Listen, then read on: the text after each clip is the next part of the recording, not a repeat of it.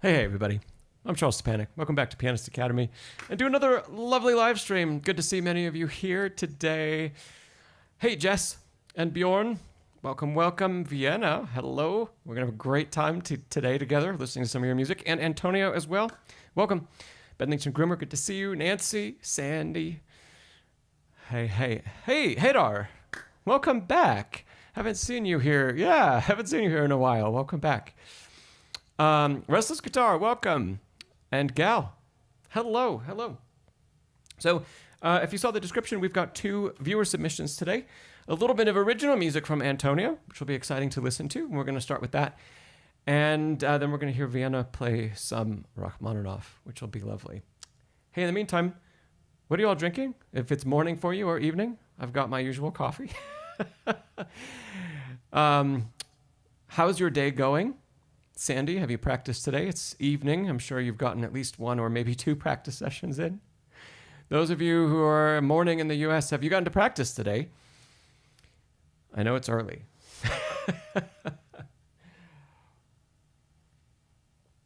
And what all is everybody working on? Drop it in the chat. Yeah, that would be good to hear. Especially if you haven't been here in a bit. Drop it in the chat. What kind of repertoire are you working on? What pieces? All right. Restless Guitar, drinking water. Good for you. I don't do enough of that. Hey, Bjorn, you said you just finished a hectic practice day? Amazing. 5 hours? I mean, you laughed, so I hope you're serious. That's kind of a lot of time, Bjorn. Hadar, you say you're in Toronto now. Hey, very nice. Big move. But yeah, wonderful.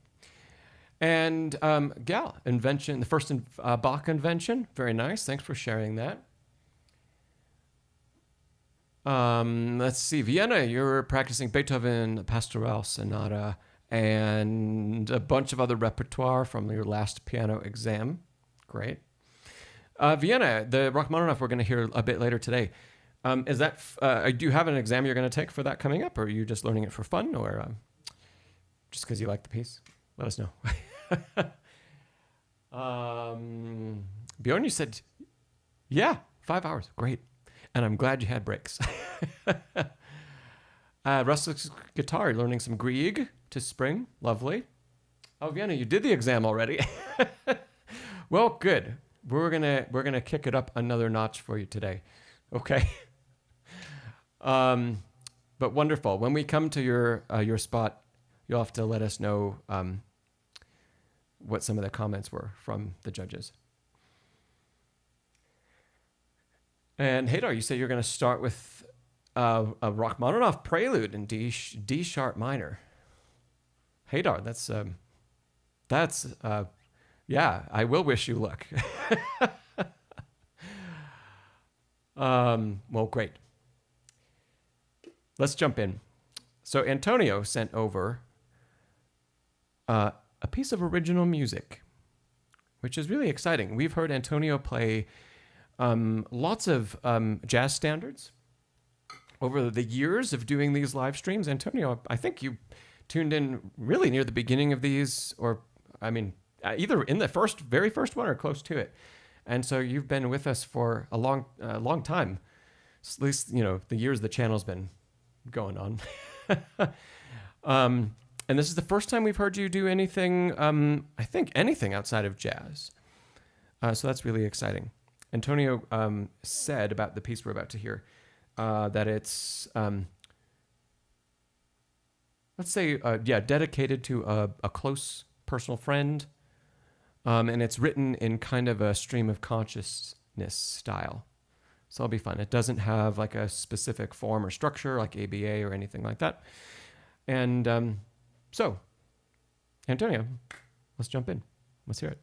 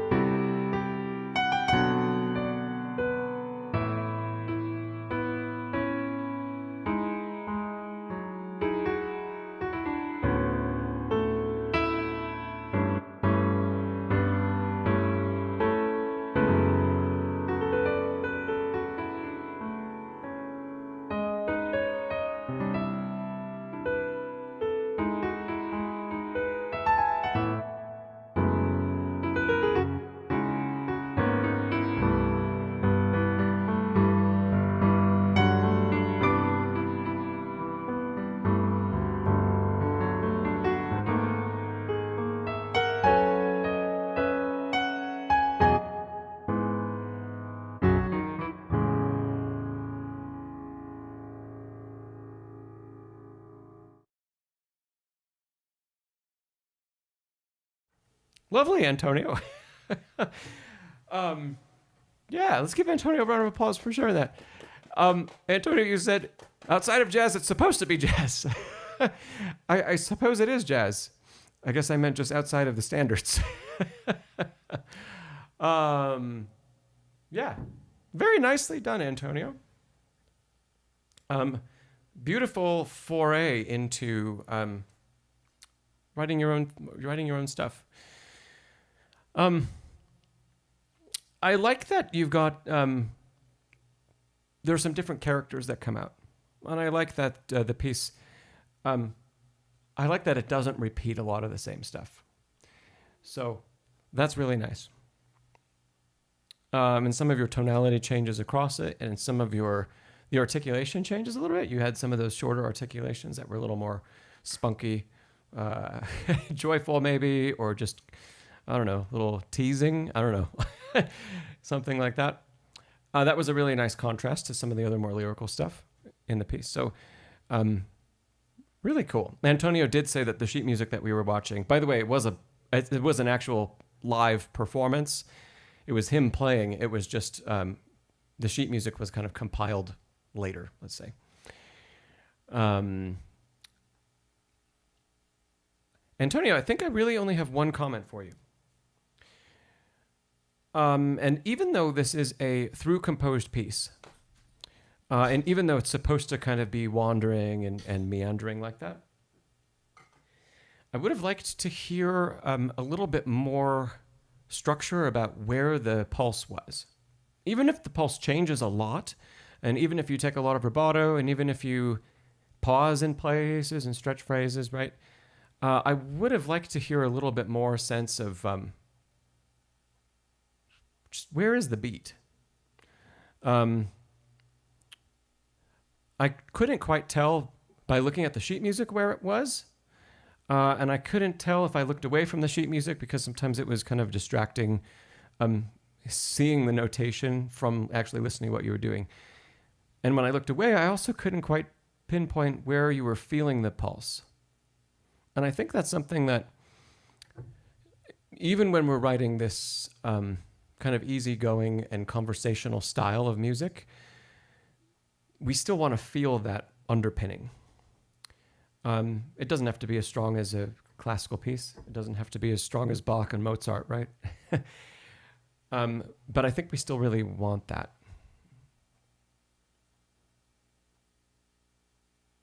If I just, let me see if I can play a little bit of what's printed here.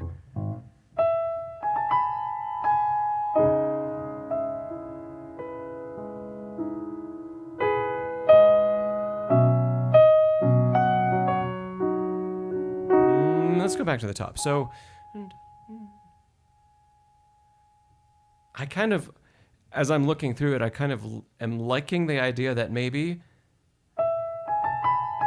that is kind of all like a pickup instead of in the middle of a bar. That could be kind of cool. And then the first chord we get could almost be like the downbeat.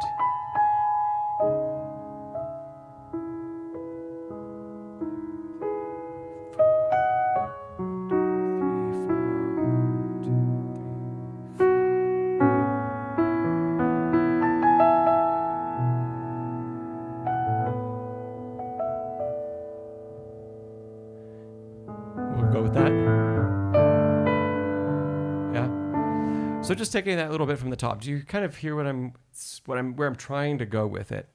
Trying to take your same harmonies, your same chord voicings, your same melody, the same notes, and mostly the same shape, but just add a little bit more of that beat structure. When we listen to music, we really like being able to predict something about it. It's great when we can't predict everything.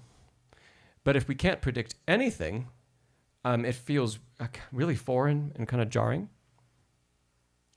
And so if you can give us something that says, here's our, it's almost like saying, okay, here's our film and it's in black and white, or it's in color, or we're in this particular scene right now where there can be just a little bit more structure around it. Yeah. That's my only comment, Antonio. Your chords and your voicings really interesting and nice. I really like your incorporation of these ninths. Yeah, I love nines. So that's really, really cool. Sounds great. The spread of the notes and the way you voice them is really nice. Even the shape of your melody. We've talked about how I wanted more structure, but the shape of everything, I can see and I can hear that there are really nice phrases built into that. Almost like there are statements, and there's time to pause, and then there's another statement. And the statements all have a nice shape. They're not kind of just a couple notes here and there, and they're not just going up and down a scale or something like that, but they really are telling a story. That's good. Antonio, you say keeping a pulse is a problem you struggle with even in other pieces. It can be really difficult especially if you're kind of improving. It can be difficult to hear everything that you want to improv and then also keep that sense of pulse through it. / when you're improving, maybe you might need to or want to, just because your mind hasn't quite caught up to where you want to go. If I use some of the chord structure that you built here.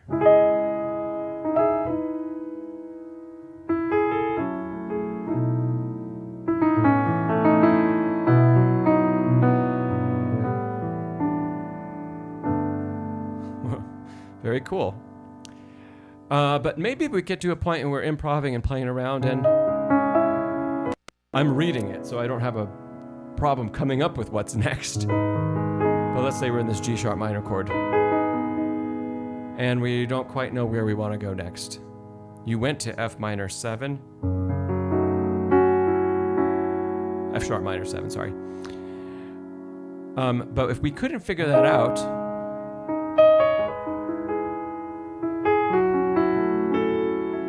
or we get stuck there, can you work on almost like comping, just a little bit extra time, a little more time, until you figure out where you need to go next. So maybe the final piece doesn't get structured like that because our improv was spur of the moment and we're just thinking about it. But when you're trying to keep that pulse, if you can't keep up with where you want the melody to go and where you want the harmony to go and keep that sense of steadiness, I would sacrifice the coming of the next phrase, how soon it happens. I would sacrifice that in favor of keeping your previous harmony, taking a little pause in the melody, and keeping a sense of pulse going. Yeah. And it could be a bar. It could be 2 bars. It can be as long as you want it to be. As long as you're still aware of where's the downbeat, and we're in 4, where's 1, where's 3 especially, so that when we do start to add something and we know where we are in that landscape, where's the strongest beat, where are my syncopations, and where can I predict? If I figure out and I'm in the middle of F sharp minor 7, and I figure out where I want to go, and it's say, well, I could throw something in here that's not on the beat, right? But I could predict it. 2, 3, 4, 1, 2, 3, 4.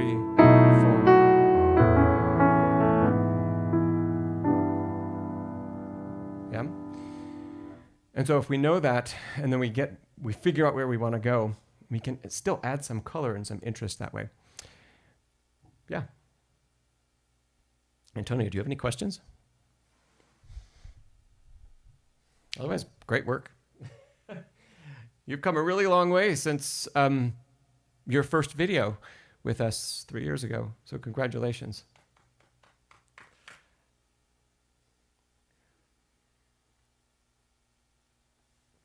Hello, Rosie.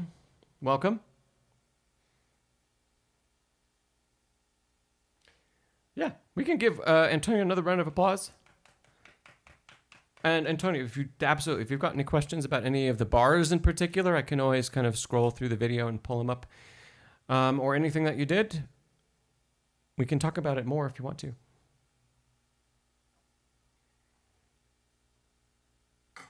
And yes, then Vienna, it will be your turn. Yes.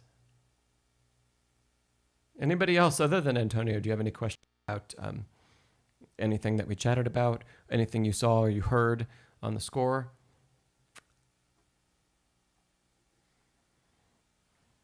Well, great, Antonio. I think you should keep doing this kind of stuff. Maybe you have been, and this is the first one that you've shared, but keep going. Enjoy. Make your own music. It's great. So, congratulations. Really good work.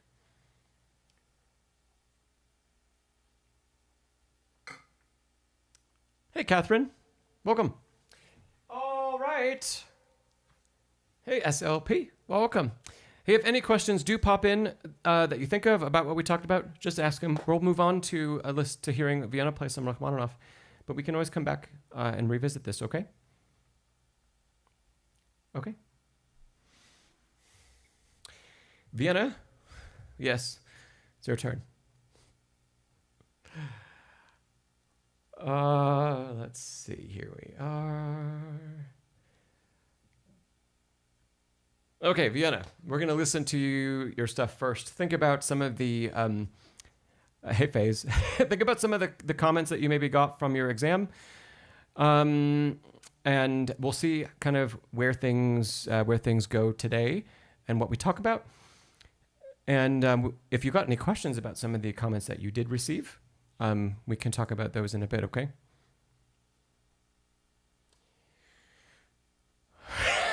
Vienna, you're apologizing already. Never apologize. We'll start the lesson now. Never apologize for what you play, will play, have played. Because you were, in the moment that you recorded this and in the moment that you were playing it, you were saying something and you were saying the best you could in that moment. It's great. Okay? Everybody, that goes for everybody. Never apologize for what you're going to play. How often, and don't say just because they're pros that you don't hear it. How often do professional pianists apologize? Never. Guaranteed, they don't always think to themselves that they did the best job, but you'll never hear them be like, oh man, I messed that part up. Okay. So, this is Vienna playing Rachmaninoff's Elegie, Opus 3, number 1. It's such a great piece of music. So, here we go.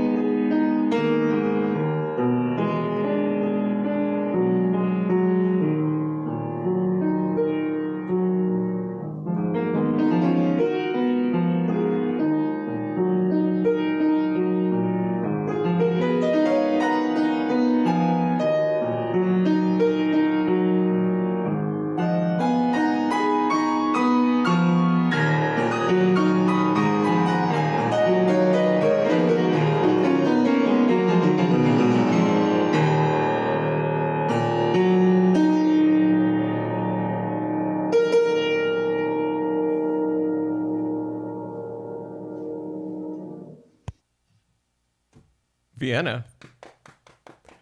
Applause, applause, applause. Let's give Vienna a round of applause, everybody.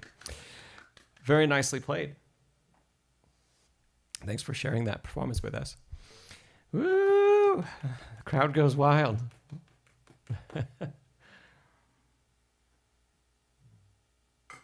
Lovely, lovely work. Vienna, how many months did you practice the piece? And when was your exam? So you recorded this back on August 4th for us, so it was already a few weeks ago. Yeah. Yes! I love it. So many good comments. Love it. Awesome. So Vienna, you said you started, did you start the piece in June or was the exam in June?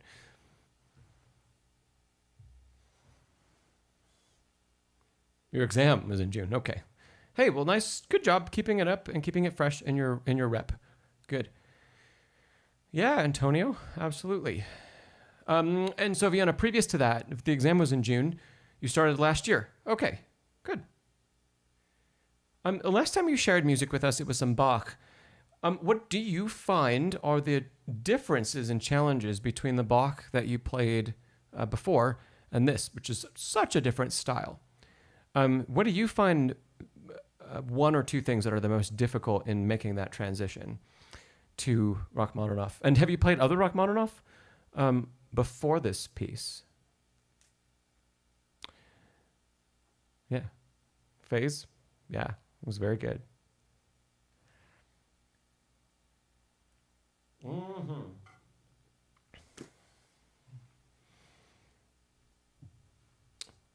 Thinking back to when I started playing Rachmaninoff, I think I played the famous prelude in C sharp minor before Elegie, but it was really near the beginning. And I think around the same time I played the prelude in D major. So, Vienna, you said it's your first Rachmaninoff piece. Great. I had a feeling.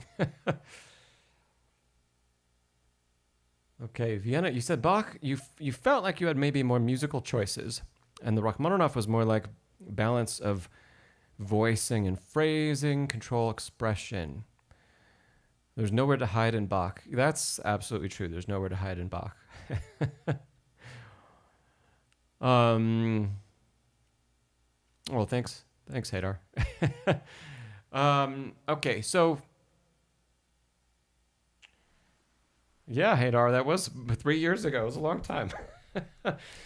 Okay, Vienna, let's kick it up a notch. First off, you had a couple wrong notes. The first ones I'm not gonna pick at because I think they were just a slip. However, the second ones, I have a feeling you may have learned them wrong. Let's see.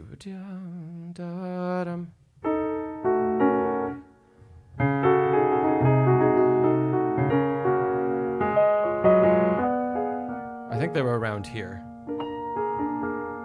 Maybe leading into this spot, a couple bars before that, yeah.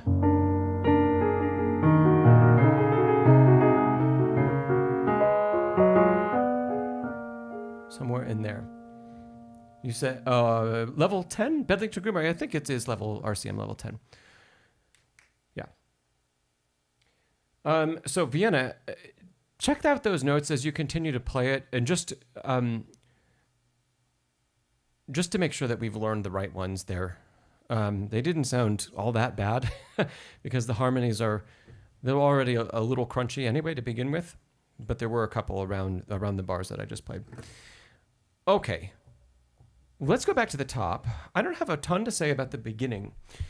I take it, Vienna, that the piano you recorded on is your home piano, it's your practice piano too.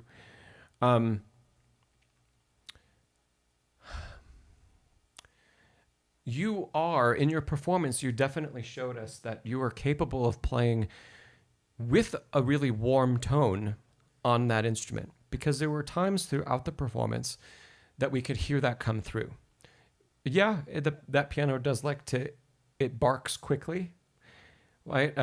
And so the climaxes are going to be a little easier to play because of that, because we get that color and that power and all of that, and we get it a little bit more easily. But the opposite side of things, keeping things really quiet, is difficult, right? But you did show us that some of the ends of phrases, oh goodness, they were really, really nicely placed. Let me see. I think even the end of the very first phrase.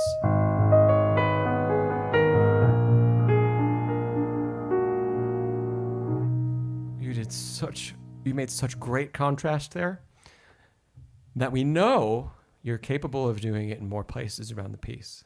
Maybe it doesn't need to be that great, but that was one really, really lovely spot. Okay? When you start the piece,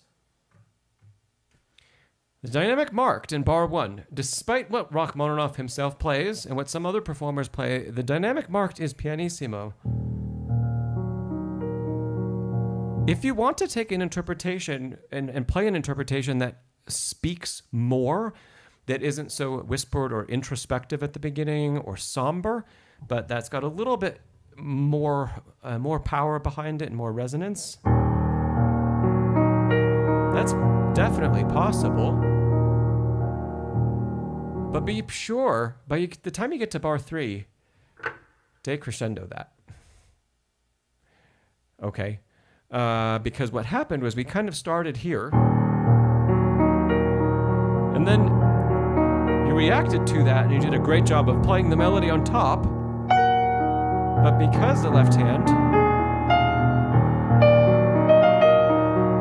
stayed so strong, we had to play the melody out so much more, and that kind of added to some of that harshness that you mentioned.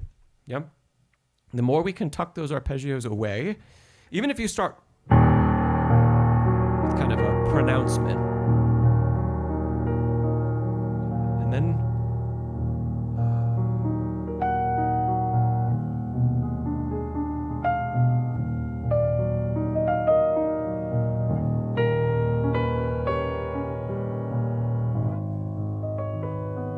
that melody can really be played mezzo forte at most, and we can get a really, really nice color out of it, and it can sing and it can still sustain, and we don't have to pound at it to get it to sit where we want it to above the rest of the accompaniment, right?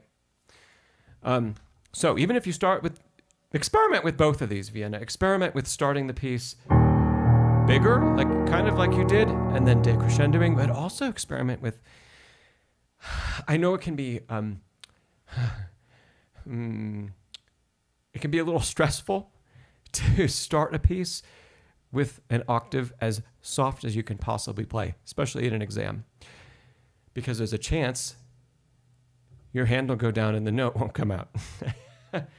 But I would really try to practice also an interpretation where you place that first octave as soft as you possibly can.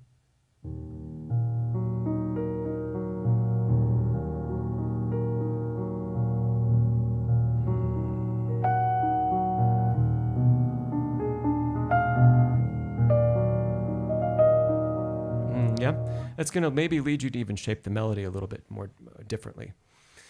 So experiment with those two things.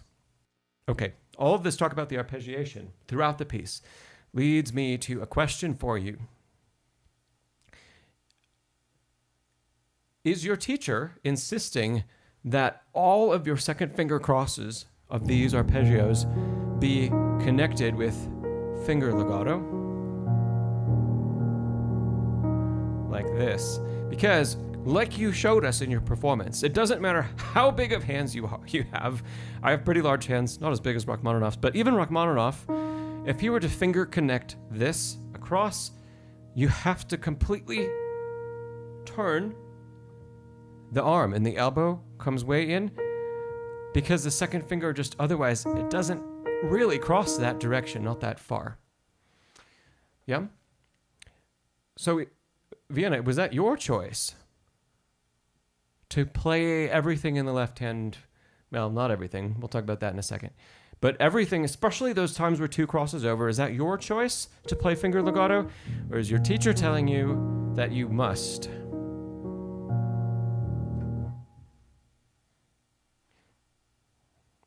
those of you who have been on the streams for a while and are in Next Level Pianist Academy, by the way, if you want to join NLPA, there's a link down below in the description. Check it out. You probably know about what I'm about to say. Okay, Vienna. I don't think that was the best choice because Vienna, what makes legato? If we look at the score, right? Okay, Rachmaninoff wrote slurs over all of these arpeggios. Yes, bar after bar after bar after bar, we have a slur.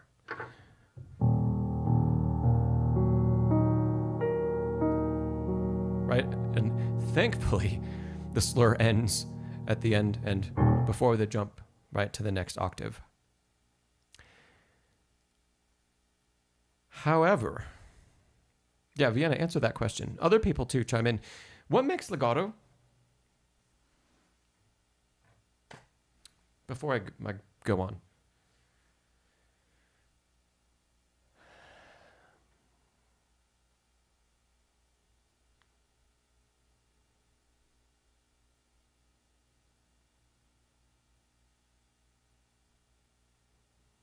Vienna says fingers, pedal. If you're going to use one word, there is one word that does describe what legato is, but it's not fingers and it's not pedal. Anybody else have any thoughts? What makes legato?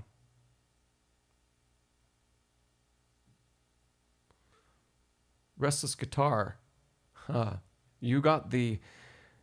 you said in your phrase, you said the one word that is the most important to legato. Connection.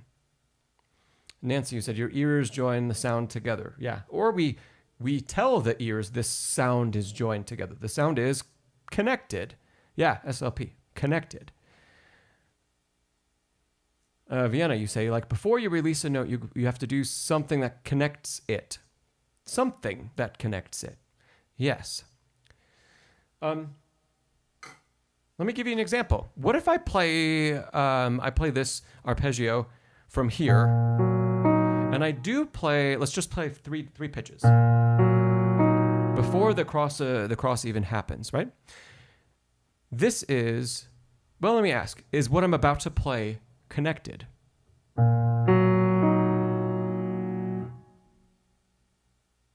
Is this connected? Is this connected? Is this connected?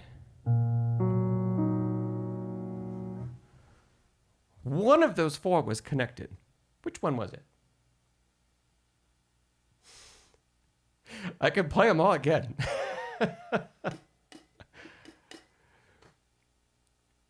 Restless guitar third. The third one was not connected. Yes, Haydar said number 4. Vienna said the last one, restless guitar. If you meant the fourth one, then yes, the fourth one. Which is ironic, because how did I articulate number 4? With detached fingers. Yet it was the one that was the most connected.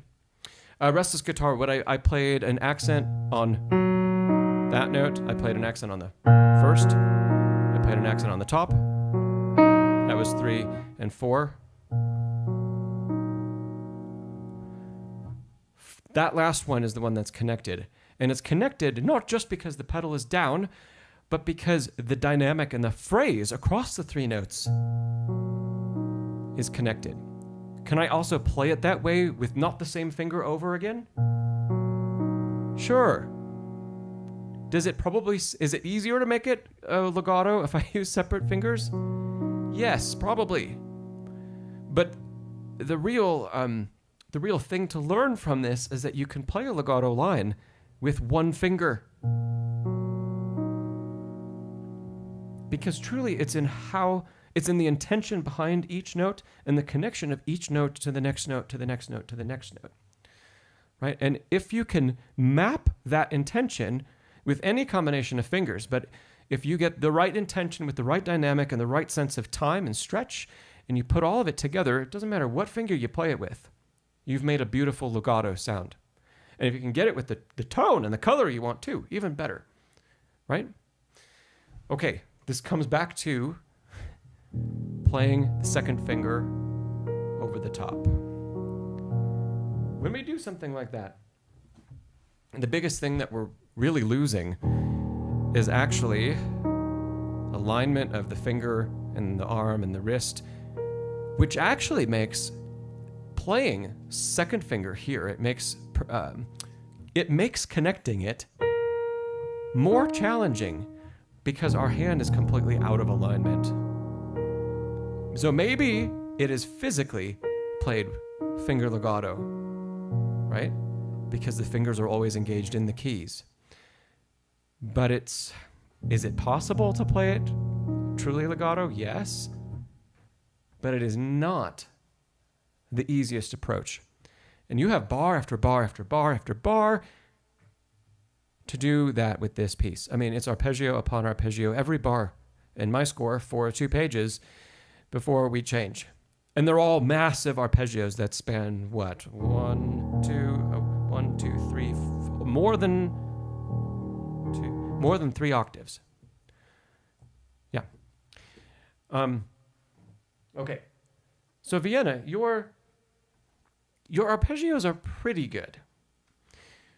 I bring up the second finger across because if you made that choice so that you did play with finger legato, there's something else that's in the score that automatically says we can't play the whole thing with finger legato anyway. What note said, what pitches can we simply not connect no matter what we do? They're under the slur, but we can't connect them. Let's see, Hadar, you had said timing and pressure. Pressure, you could think about it that way. Yeah, that's good connection. Yeah, Vienna, octave, the first octave of every bar to the next note. Right. It's always this space between. You can never play that. As long as there's an octave there, I don't think there's a bar in the whole piece that begins with an octave that you can connect with finger legato to the next 8th note. There's always a break, which means that slur that he marked is always broken. The times it is possible when there's not an octave, when it's just a single pitch that then spans the octave. But then, gosh, even here, it's very likely that this one is going to be broken, and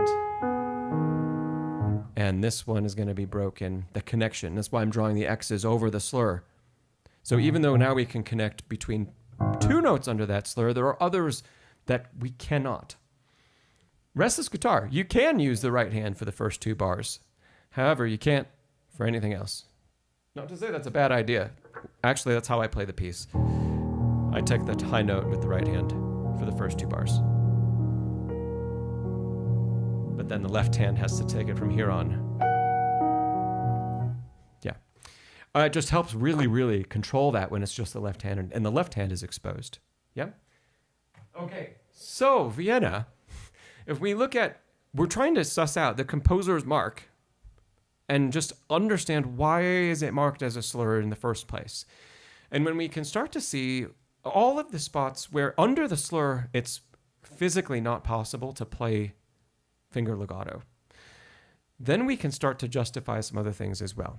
Like when you cross the second finger over here, we do not need to play it with finger legato. There's already been a break in the line. I mean, there's already been technically a break in the slur. We don't want to break the line. And so we should make the choice, the technical choice that benefits us the most to make that connection orally with sound, not necessarily with a finger movement. So, when I play the passage, just like we have to do from the octave to the B flat, the arm has to shift, right? And then we get here, the arm has to shift up and back. And if I do that, oh, it's so much easier to control than where that note on the top might poke out. Vienna, your job is to not make it sound different with and without finger legato. Because there are going to be moments where we have the luxury of using finger legato in the octaves. Especially if you've got big hands. For example, here, we could play these with finger legato. We don't want to hear the difference between here and here and here. We want the connection to all be the same. But where you can make it easier on yourself, sure, play finger legato. Just know that it's not the only choice. Yeah? And I do think the more you experiment with moving further, you're doing a great job already before that second finger cross of keeping the arm in motion, especially from the first octave to the B flat or throughout the rest of the arpeggiation, right? But when we get to the top, if you can feel more that truly, gosh, look, you could even just kind of brush that key. And we have so much control over that.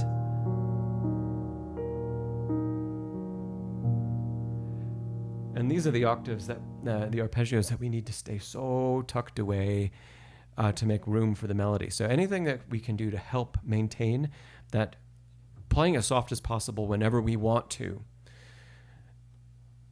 that's going to be a great help. Okay.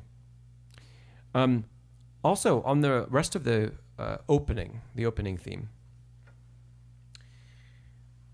Vienna, when you try to be expressive with especially longer notes in the melody, you have a particular gesture that you use. And the gesture itself is fine. It's something kind of like, right, that, where you play and you make a nice sweeping wrist circle, and the elbow kind of swings out a little bit, which, because it's one note, that's not a problem. Used once in a while, that gesture is great. And it does produce a certain color. It helps to play a little more warmly. It helps to, if someone's watching you play, it helps to convey a little bit of that. And would I use that articulation occasionally? Sure. Maybe not with the big swing of the elbow, but the same style gesture, dropping in and swinging the wrist to provide cushion. And then the upward movement of the wrist helps to provide like the singing direction that we're trying to hear. However, I wouldn't play every long pitch with the same gesture, because then it starts to look like and sound like we're kind of playing the same stuff over and over and over again. So how else, Vienna, can you articulate warmth and a singing tone other than that one particular movement? You could experiment with, can you just sink into the key and play with a really, it's not a broken wrist, it's just dropped, and it doesn't swing out, it's just cushioned, and playing really on the pad of the finger. Could you try that? If you want to give a little bit more bite to the sound, could you try something that's more of a throw? It could still be warm, but right? A throw from the wrist. You could pair that throw from the wrist with a rising wrist to help you stay connected to the tone and to help it keep singing.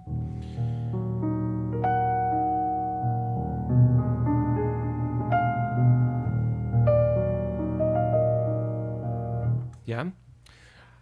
You could do some of this experimentation right on the first pitch of the piece, so that way you're not in the middle of a bunch of phrases as you're adding. Think about it like adding kind of not just gestural vocabulary, but tone color vocabulary.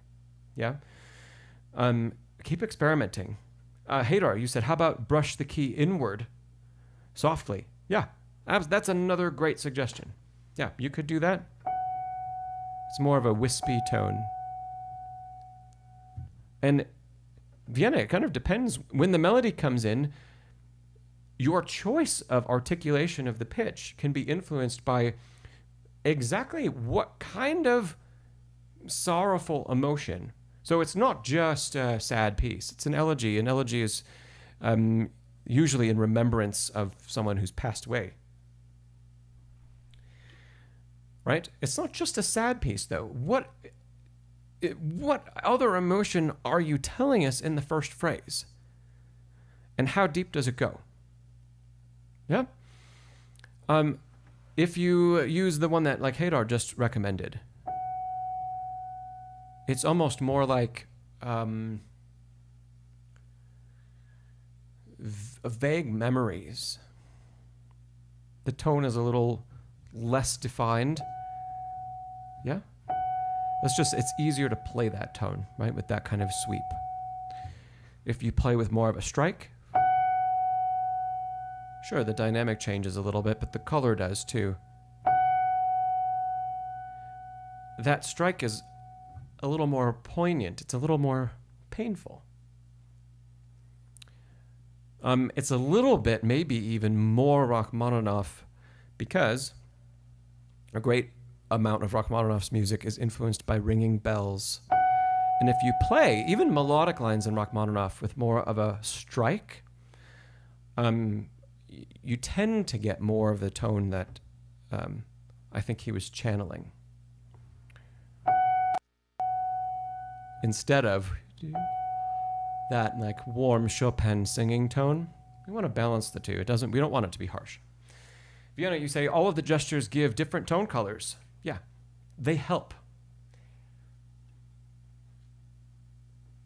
Just like what we talked about with finger legato, the gesture itself doesn't make the tone, right? It's how we've interacted with the key. And I would really try to approach this in two directions. When you are experimenting with these new gestures, think about, well, how is it influencing the color of the sound? How is it changing as I play with different movements? And how is it helping me to connect to the music and stay connected in some way? And then secondly, again, think about it like a vocabulary. As your vocabulary becomes more and more and more expanded, what will start happening is you will think about a melody, this piece or something else, and you'll think, I want to express the pain of sorrow, right? And then your body will automatically go.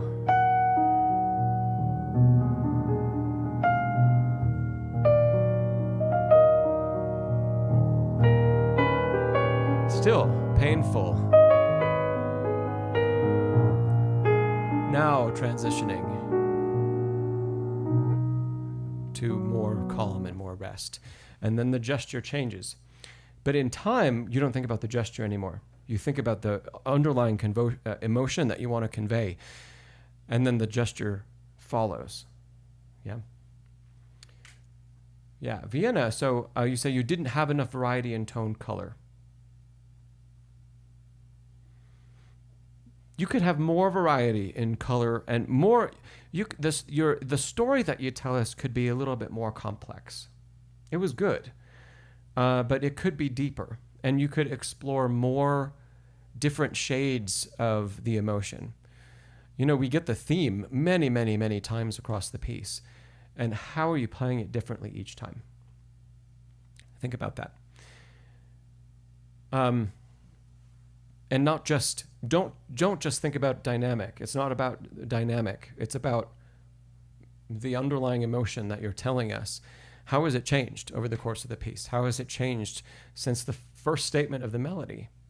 The same melody at the beginning. My interpretation is more pain at the beginning that kind of crescendos into grief. And then there's the moments of kind of more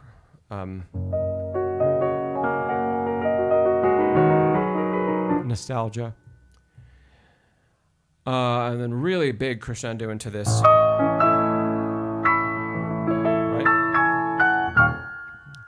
That's really powerful. But then when the theme comes back at the very end,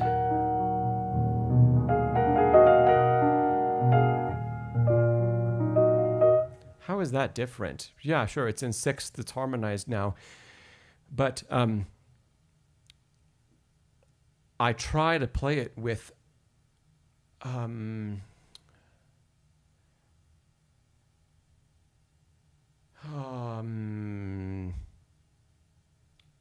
can't put my finger on the exact word.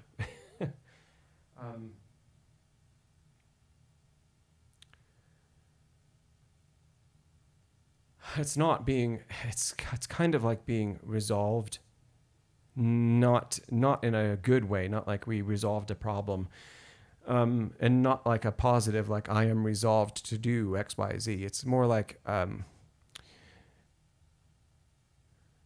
have accepted my fate. Something like that. Vienna, you said exhausted. Yeah, kind of. It could be exhausted. An exhausted acceptance. Yeah, restless guitar given up. A little bit like that. So it's the same theme, same melody, but again, it's changed. Yeah. Okay. Oh, SLP. That's the word. It's resigned. That is the word I wanted. Thank you. And Expian, thank you for sharing that. Okay. Good. Vienna. That covers a lot of what I wanted to talk about in the first couple of pages. While the piece is soft, do more exploration of the depth of quiet that we can achieve.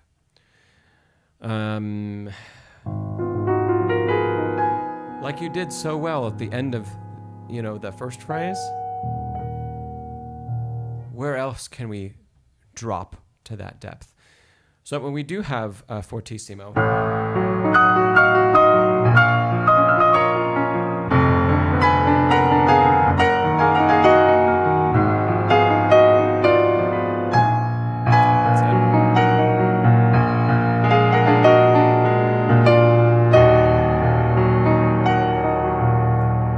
so that's a really, really stark contrast.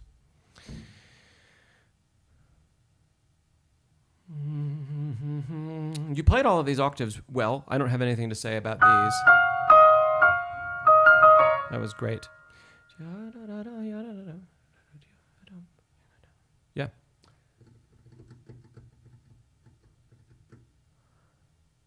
Yes, Hadar, it did. Vienna. You say it's really hard to control at fortissimo. Yeah.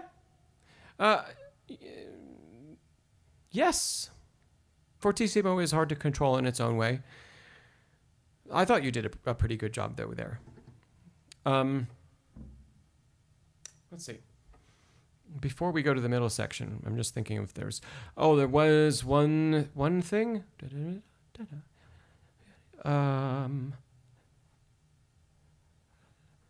Where is that note?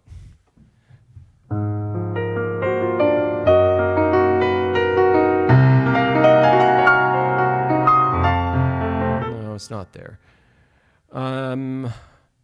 Oh, is it? No, it's not this bar either. It's this bar. That's the bar. Okay. That note, that is a part of the arpeggio. It's not the melody. We really, so many people play that note out and make it sound like the melody is.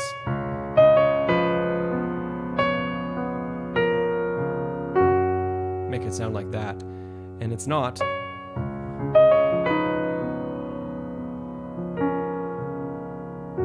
melody is dying away. So that note, you have to be ultra careful about that one I circled. That it is extraordinarily soft. It would be better if it didn't come out at all than if you play it out too much. That's a note that if you missed it, that's better than than that. I'm not encouraging you to give it up. But it needs to be really quiet so that it doesn't pull our ear to the wrong melodic pitch. Okay. Let's go to the più vivo.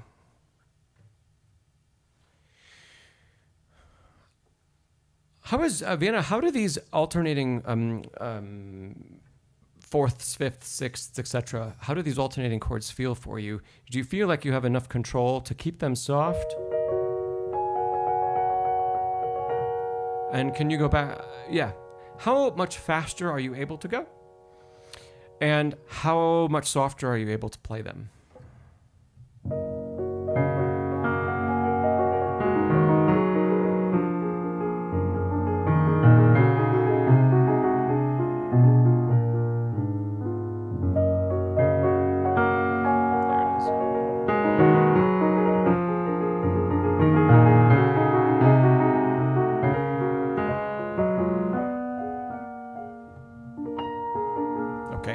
You said not soft, but soft enough.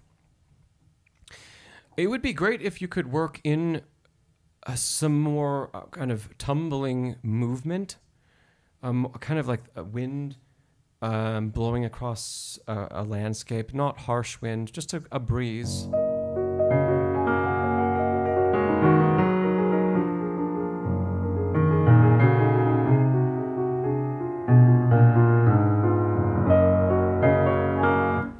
Yeah. So that we allow these alternating intervals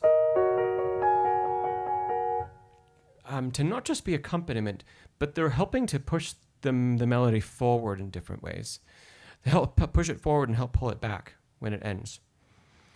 At the beginning of the più vivo, if those kind of stay the same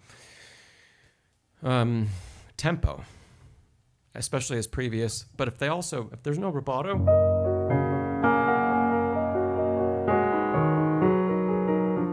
the melody feels a little too stagnant. And it doesn't matter what we do in shaping the melody itself, it's always going to feel a little stuck and constrained. But if we allow the right hand to have that shape,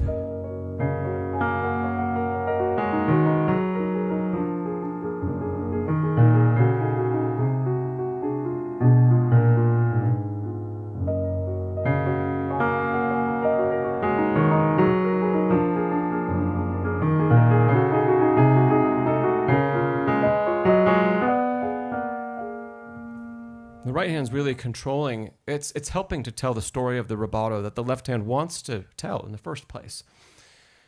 So I'd work on letting go of kind of the tempo box that it seems like we might be in this across this section. And how do you want the melody to sing? And how do you want to connect it? And then let the right hand. Should you add that much? Yeah, absolutely. Rachmaninoff himself adds more than that. Have you heard Rachmaninoff's recording of the piece?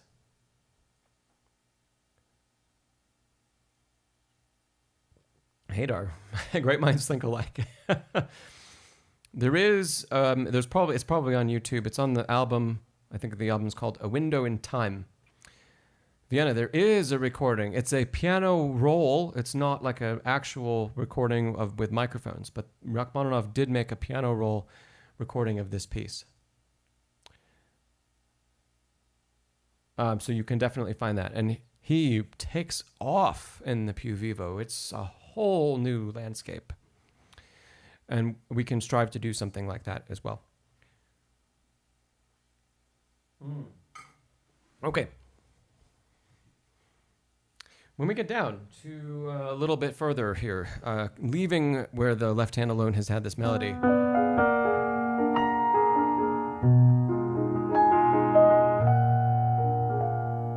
How much contrast? Are there two characters here? Are there two conflicting thoughts what is this high kind of soprano saying? And how is it juxtaposed against?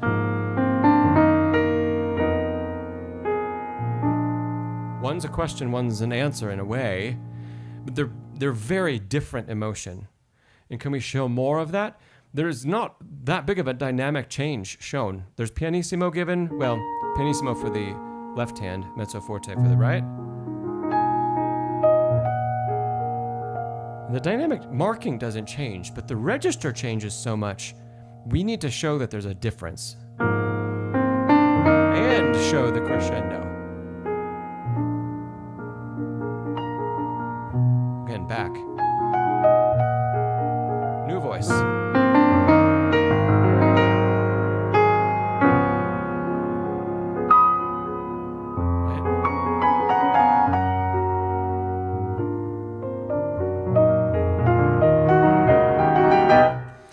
Okay.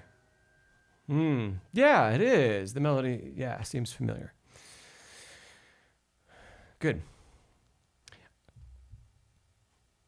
When we get onto this page and we start the octave progression that leads us to the biggest moment of the piece up here. Of those two voices, which voice does this belong to? The two voices that came previous. It doesn't belong to the really high soprano, right? It belongs to the lower, almost like tenor voice. So that color should go back to and change back to whatever it was that we played on the previous page. There, right? It can be softer, but it should be influenced by that.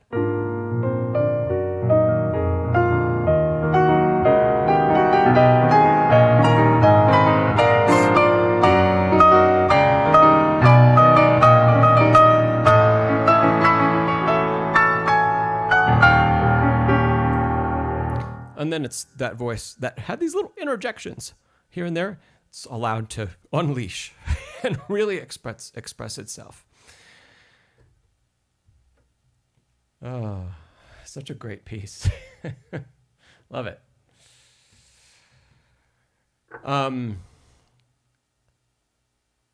Yes, restless guitar. And last thing about this particular spot, Vienna, when we start this ascending culmination of all of the emotion that's been kind of pent up and we've started exploring through the piece.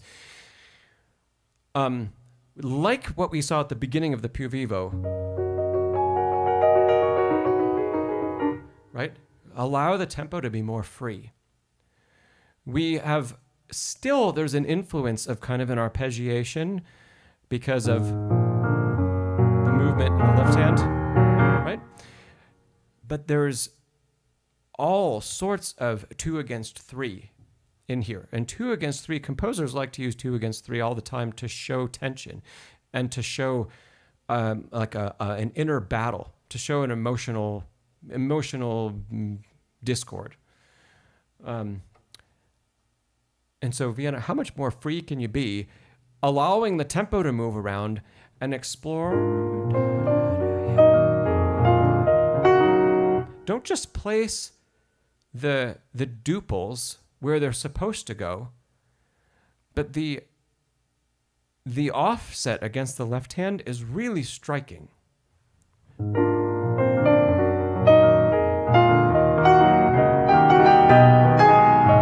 Yeah, wrong note, but I think you're getting the idea.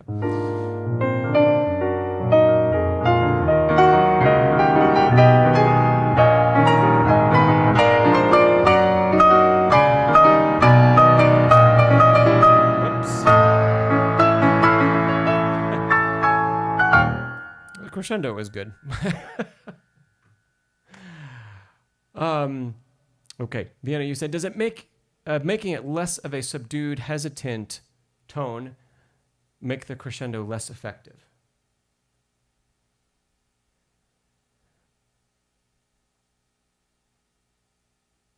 Yes. If we're talking about this section by itself, yes. If you start off too kind of brash or brassy, we don't don't have as far to go. And if you really can, like the score says, if you could keep this, the crescendo doesn't truly start to happen until here.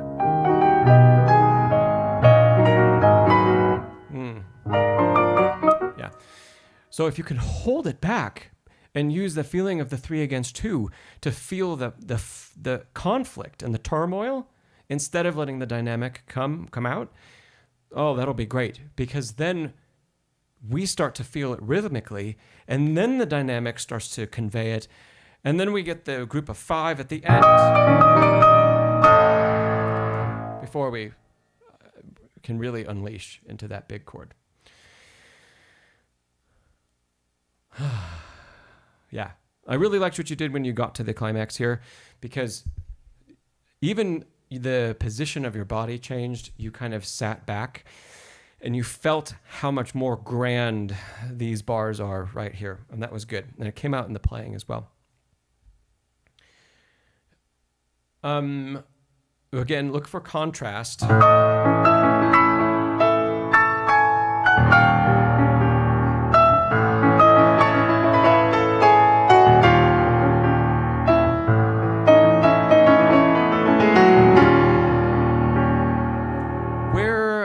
Where can we continue to show more shape?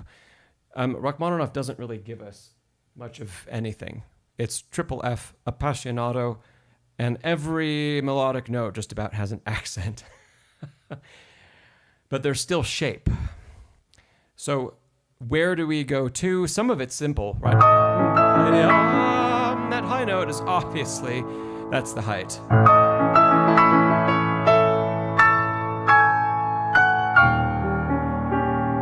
But you have a couple of choices as each of these descending phrases end. The descent doesn't have to be a kind of a return. It can be a continuation, as long as every one of them isn't the same. Yeah. Vienna. You said, should you go faster? It should feel like there's more chaos. I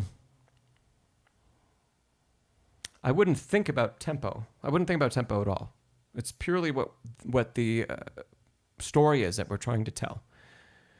And across the whole middle section, the big theme of what we're talking about is that there's just a lot more play with what the tempo is. Some of it is faster, some of it's remarkably slower.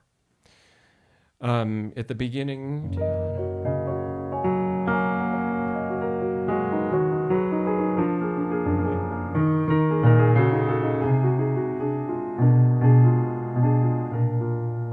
when you get to the end of that phrase, there can be such a large pulling back, right?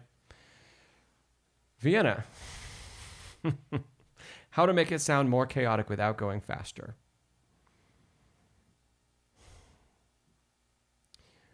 Let go of the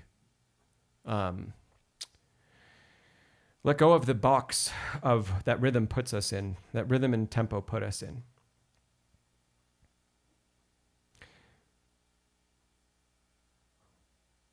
Ask yourself, if you were to play, there's even the left hand here,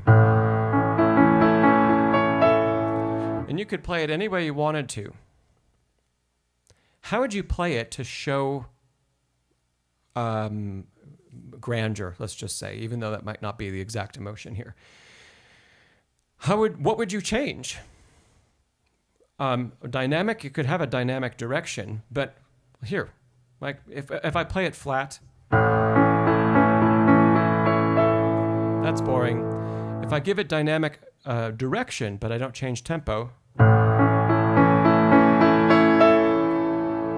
it's a little better. It's got a little more dimension. But there's no sense that, there's no sense of, well, what else happened other than getting louder? But,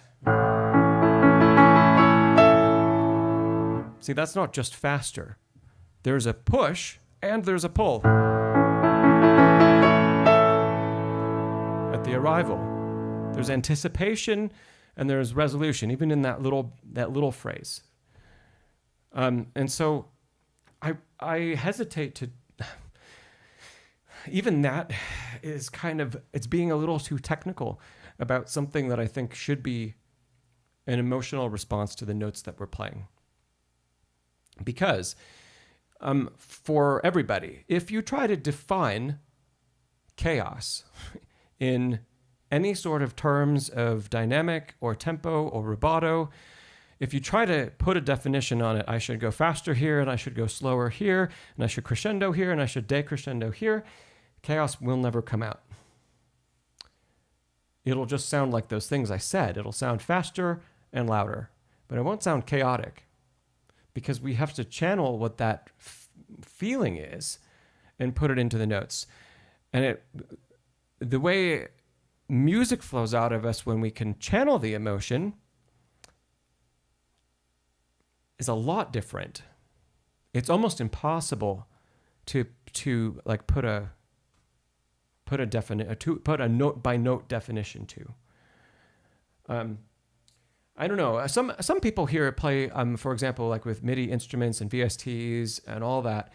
If you try to, for example, like program in via MIDI notes, and you try to program in a big emotion like this, it's impossible.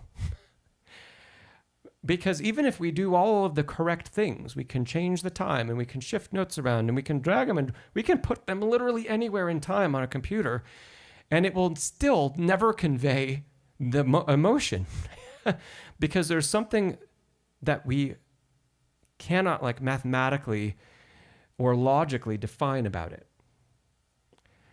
And often when you really get it, it happens a little differently each time. So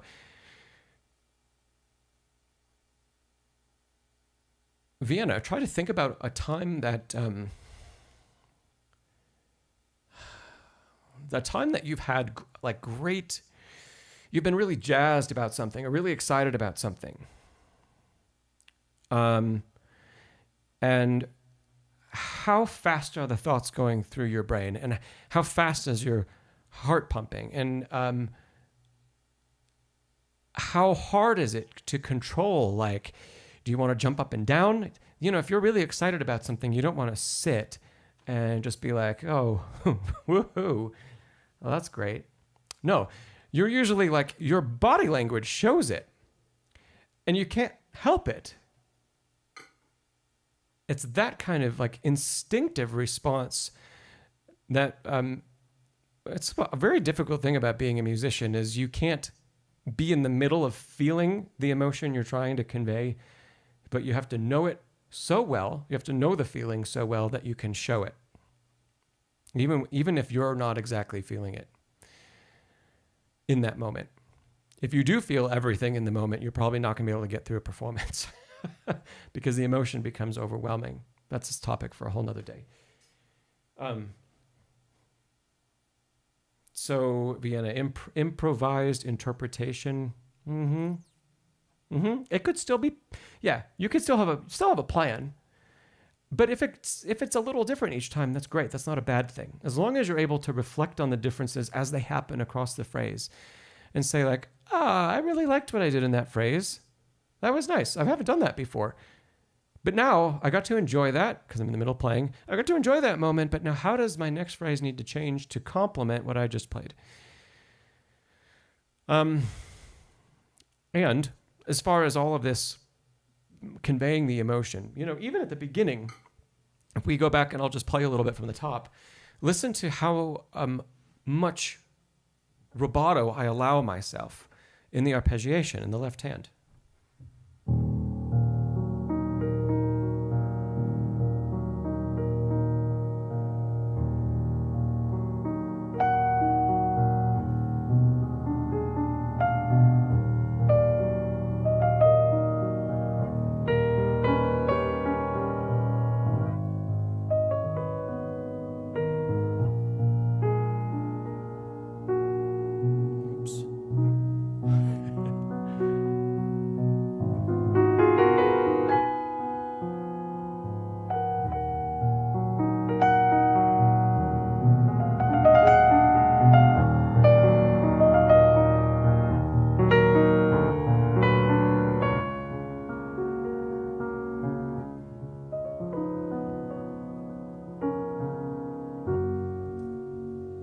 So even back there where there is more structure, the emotion isn't so big and so chaotic and so unpredictable in a way. Even where it's more contained, we can allow great freedom.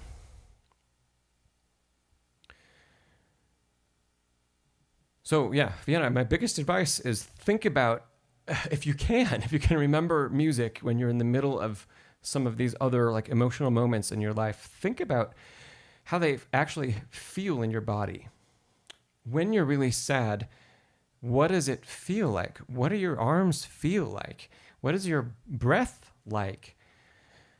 Is it shallow? Maybe. It's probably not deep, but is it fast? Probably not. When you are excited, how is it different? When you're anxious, like excited in a maybe not way that you're super looking forward to, how is that different from being like genuinely happy, excited about something? And how does your body respond differently to those two?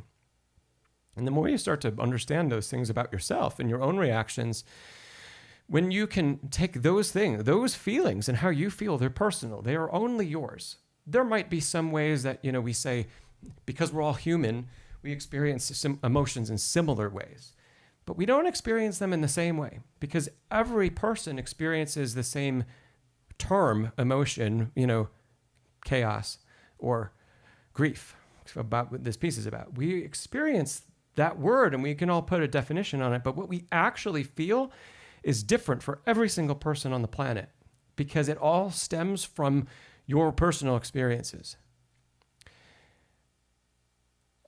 And those are the things we want to draw on. And when you can learn to inject those things into your performance, your interpretation truly becomes unique, yet not something that disagrees with what the composer wrote.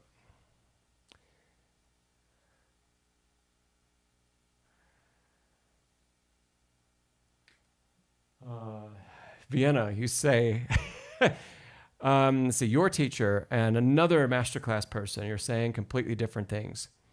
Did both of the other people say to contain your rubato? Listen to Horowitz play this. Listen to Argerich play it. Listen to Rachmaninoff play it. Listen to Yuja play it. They don't do that. Yeah. There's a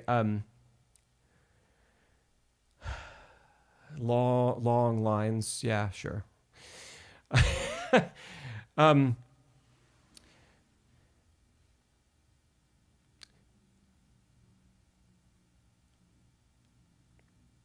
Vienna, when you're working on something and when you're performing something, they're two very different things, right?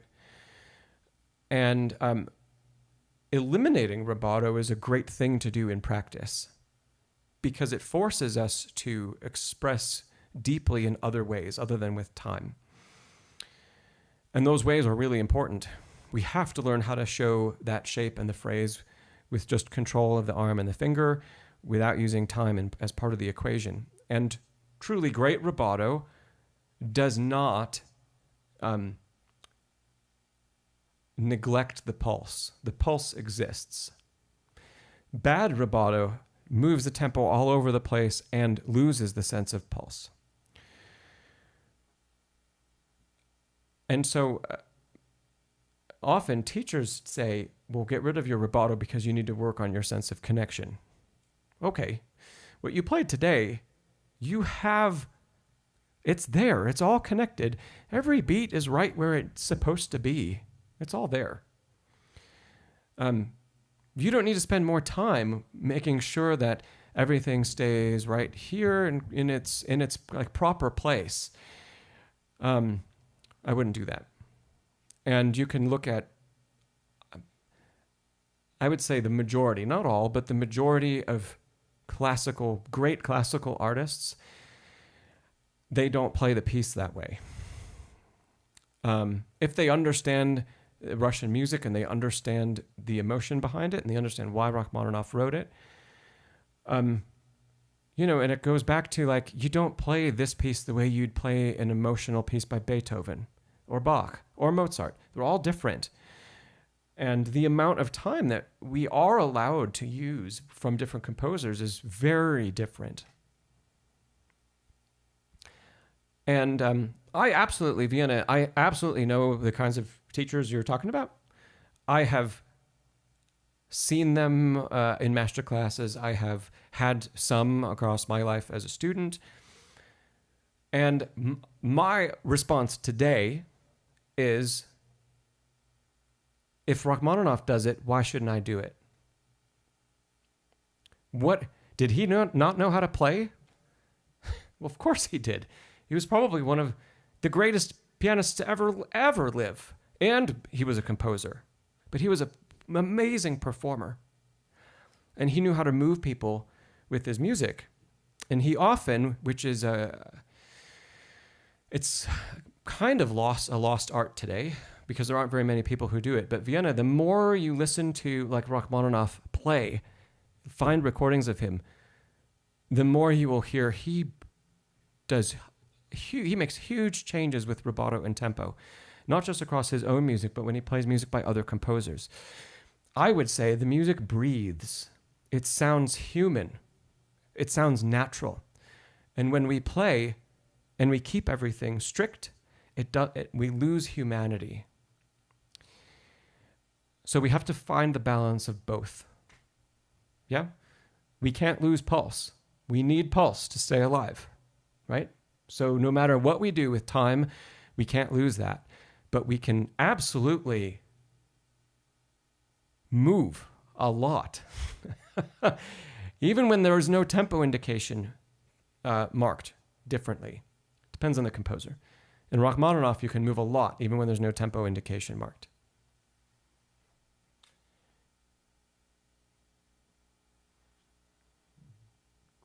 Mm-hmm. Hey, Dar, yeah, there is a lot is rubato. A lot is rubato. Yeah. The difference is if you look at it through that lens, if you say, I'm going to use rubato, we miss the emotional connection to it. And we start to manipulate, we manipulate technical things in the music, but we don't actually play musically.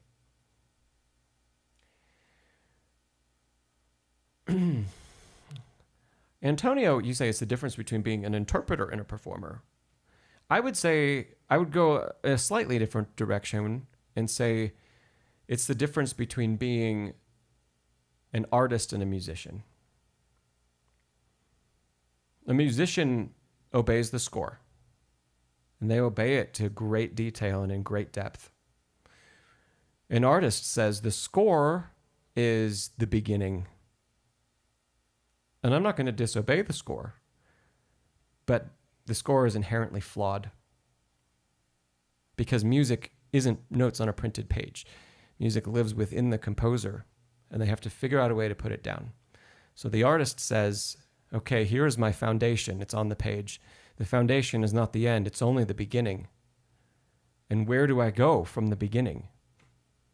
And that's also why great artists, as their life moves on, and you listen to great artists who have recorded something when they were 20 years old and when they're 60 or 70 years old, they're dramatically different interpretations because they've lived through so many more different things. And that interpretation, that artistry, comes from personal experiences. Yeah?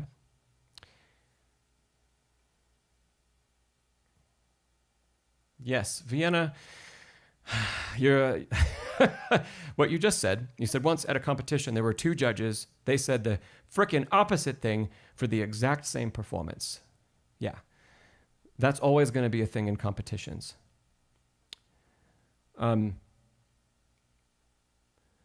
Always.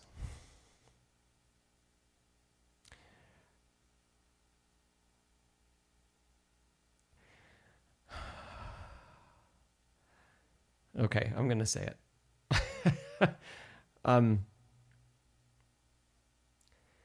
The way I was taught to win competitions was to offend the least. So often when I was working on a piece of music, I would come in and I'd have an interpretation formed, at least at that point in my life, I would have a pretty good idea of how I wanted to play something.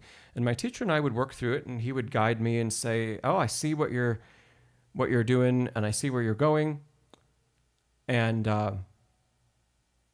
yeah, I can help you. There's a couple of little things that I'm not changing how you feel about it. I'm just helping you link your ideas together a little bit better. But that same piece, when competition time would come, we would have a lesson and he'd say, okay, so-and-so's on the jury and so-and-so's on the jury and so-and-so's on the jury. They're going to hate the way you're playing this right now. So you need to get comfortable with learning a very different interpretation. Maybe one that you don't feel the most connected to if you want to win. Because competitions are usually a point system, right? So you got to get the most points from the most differing opinioned judges. Okay, so the people who offend the least usually get the most points. They won't get the highest points from any particular judge, but they'll get the highest average across the board. So usually, in fact, same thing that we're talking about. Rubato would be cut back a ton. Performances would be made really kind of square and predictable, in my opinion, square and predictable. Purely for the sake of going to the competition. And I had good success playing like that. But it wasn't me expressing me. It wasn't me being an artist. It was me saying, oh, I'm going to do my best to play something that everybody likes. And I really disagree with that today. One, as a performer, I always kind of felt that way, but man, I really dislike that today. And if you are going to competitions and you want that chance, unfortunately, that's part of the world. Maybe it's still a good thing because you do learn how to change your interpretation of a piece, and you learn how it can be molded in lots of different ways. That is a good thing from it. But even if you watch a lot of the major international competitions, there aren't that many artists playing. There's a lot of great musicians, but there aren't very many people really saying something. I want you to be someone who says something with your music. And if we happen to need to modify it to make someone else happy, then fine. We'll learn how to do that. But yeah.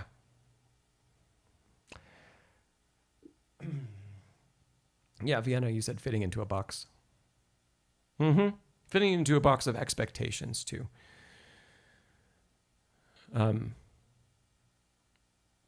But truly, the more Vienna, the more that you hear and that you listen to, if you can find recordings of the great composers playing their work, if they do exist, or contemporaries even of great composers playing works, often that were approved by the composers themselves as like, this represents what I wrote. Especially from the early 20th century, there were way more liberties taken in performance than there are today. Everything today is it's very square, and most performers are very square in comparison. And I think that's unfortunate. So I don't want you to play like that. I would rather that you learn how to be extraordinarily expressive, and then if you need to modify it on an occasion, you modify it. But don't have your baseline be, it has to stay, there's nothing more important than keeping the tempo exactly the same. You won't hear any great artist that does that. They'll have variability in how far they push outside, but you won't hear anybody even in Bach, you won't hear people keep a strict metronomic pulse. If they're really, really knowledgeable about that art form.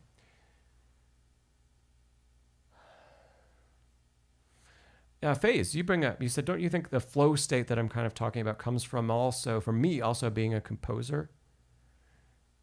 I think it is easier because I have composed. I think it's easier for me to channel that. And I also think that's part of the reason why so many pianists today don't channel that. They don't get it, even though they might be brilliant technicians of the keyboard, right? They don't really get it because a lot of them are just, they're kind of connecting dots.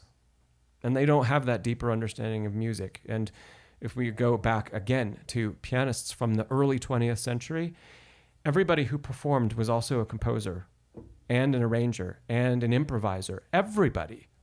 They may not have had works that have become as well known as Rachmaninoff, but everybody did it. It was a part of learning the piano was having lessons in improv and composition.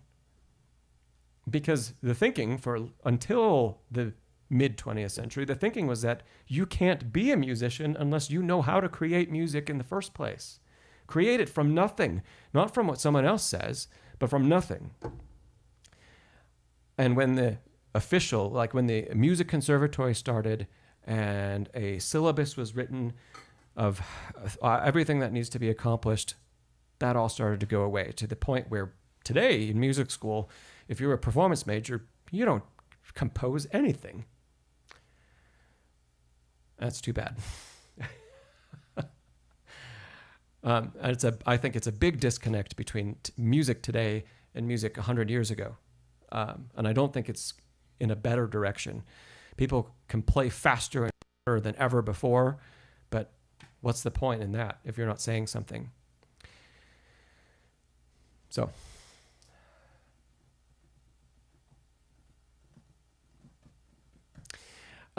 Vienna, you say, you're too bad to start doing those things. Doesn't it have to be correct before it's good? It already is correct, Vienna. If it wasn't, I would be telling you missed this rhythm here, or your sense of tempo is all over the place. It's not. It's there, right? Okay? It's like the thing I said earlier. The foundation is there. Don't stop there, though. And most of what we've been talking about today is taking that, which you've learned and you've done a really great job building, and you are starting to break through in more ways than just that. But don't let it be the end. Even if your teacher says so, and even if eventually you will have a masterclass with someone who pushes you in a different way. I mean, hopefully in addition to me. One of my mentors, Paul Arant, who I've played his big sonata and some of his other works. He is still alive. I think he's about 80. I had some 8-hour-long coachings on some of his own music. And, I came to them knowing the pieces really well, and I thought I was saying things and being expressive, and I had even worked with kind of my teacher on it, and he thought the pieces were in a really good place. Again, my teacher wasn't a composer. Paul was, and a great performer. He toured for a decade before he was in a really bad car accident. And in one of the coachings I had with him, we were, at the end of the day, I had 3 days of 8-hour coachings with him in a row, among some others. At the end of one of the days of working together, he said, when you're playing, it's like we're seeing you through this thin sheet of, it's almost like a piece of tissue paper. It's like there's a piece of tissue paper between the listener and your performance. Not because it wasn't put together well, not because it wasn't good, not because it wasn't musical, but there was this thin barrier between me actually feeling and saying what I was trying to do, and what currently was happening, right? And he said, if we could just figure out how to poke through that tissue paper This would be incredible. And I was already taking great liberties, so I tell you. I played with lots of rubato, and I did all sorts of things. And yet still, he said that. And we never did accomplish it in my sessions with him. But after I kind of took all of the information back that he shared and all of the thoughts and the metaphors over 24 hours, over 3 days, with some more months of practice, I started to get the idea. And I started to actually let myself do things that I thought were inappropriate for classical music, that I thought went too far. And when I got to play his music for him again, he said, like, yes, that's it. You got it. Like, you've arrived. And it's not like we're watching you through a screen or we're just getting like a kind of an idea, but you're really moving us. So Vienna, we're starting down that path. Okay. Hey, we spent a long time on this. We talked about a lot of stuff. Let's give Vienna another round of applause. Great performance. Can you share a little bit of some of the other comments you got from your exam? Because I'd love to know a couple of things. If you could share just a couple thoughts, that would be great. And yeah. Anytime you want to send some music in, Vienna, please do.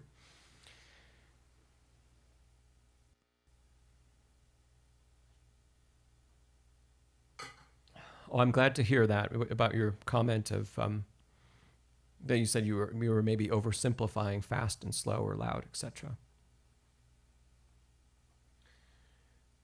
Oh, let's see. Okay, Vienna, you say, much to admire here. This is a comment from one of the judges. You develop and deliver the passion of the piece beautifully and artistically. Keep listening to always voice the chords in the right hand to provide even more color. Yeah, good. Solid sense of structure, satisfying long lines. See?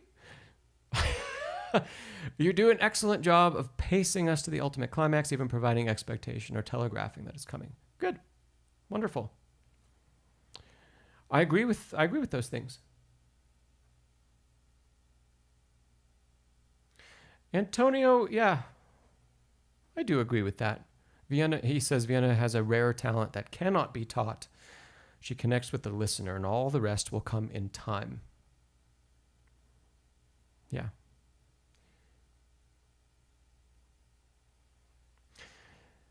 Yeah, that's true.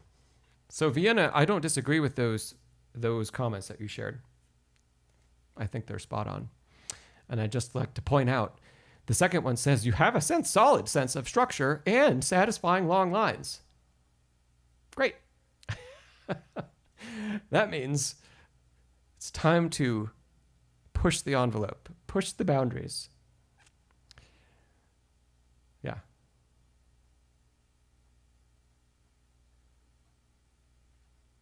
My pleasure, Vienna. Okay, Haydar, you said, in your opinion, not every pianist can play Rachmaninoff the way you did. Great job. Very nice, yes. Leisha is clapping. You lost your emojis.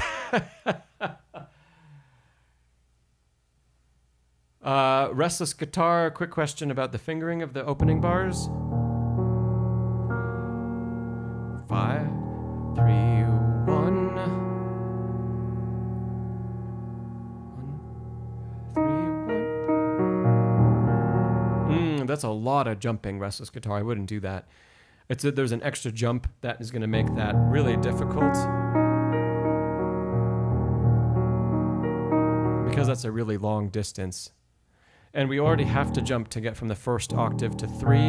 Why not just go to 5 and eliminate one of the jumps completely? Yeah.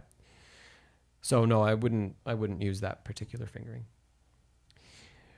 Okay, Zero, I've seen your question for probably the last hour. Thanks for sticking around. Zero, you said, how can I reach my piano level?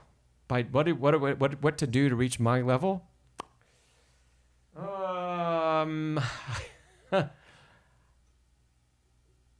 Oh gosh, Zero. Well, thank you. I'm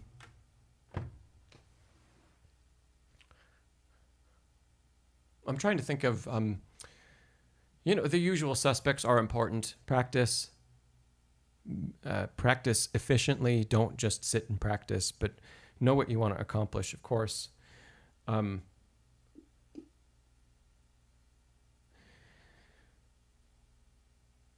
I think really I think one of the most important things, if you really want to learn how to play music and speak music, is to develop some amount of understanding of how to write your own stuff. That doesn't mean you have to be a composer.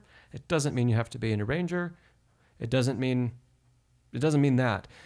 But it could mean for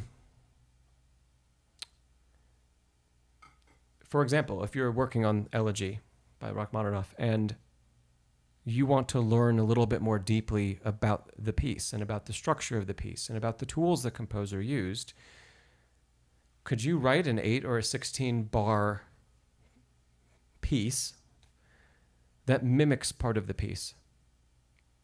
So it has to be different, but could you come up with something else?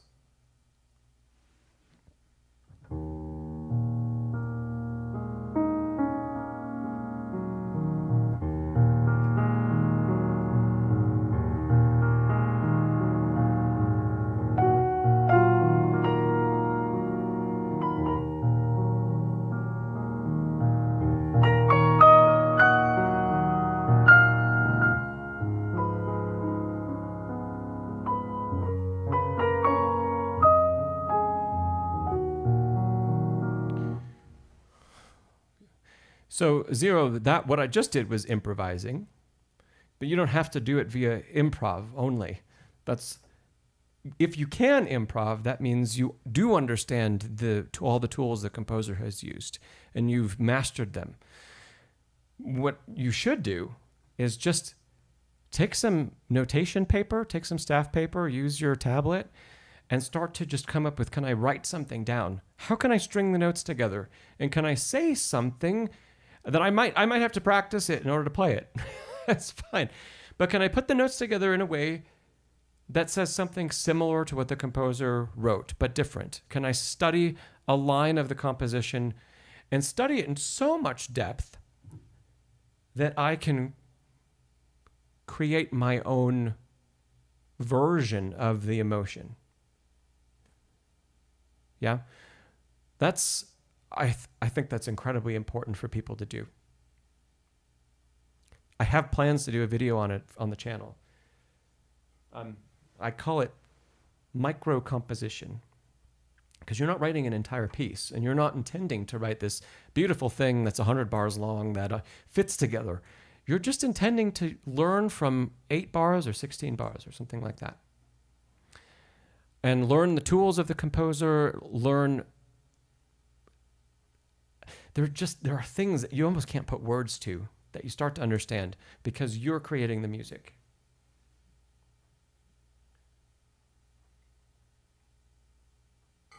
I think that's one of the biggest things to do. And it'll set you apart from lots and lots and lots of people. If you want to play the hardest repertoire ever written, and you want to play it at the fastest tempos ever, that's a lot of technical practice. But I kind of feel like lots and lots and lots of people can do that, because it's only a matter of sitting down and saying and understanding how to structure practice and then doing it. That's not that hard. It is, of course. It takes years and years and years, but it's not that hard because it's not creative. But what I'm saying is very creative. And that's at the core of what music is. So I would make that kind of micro composition a priority as a part of practice.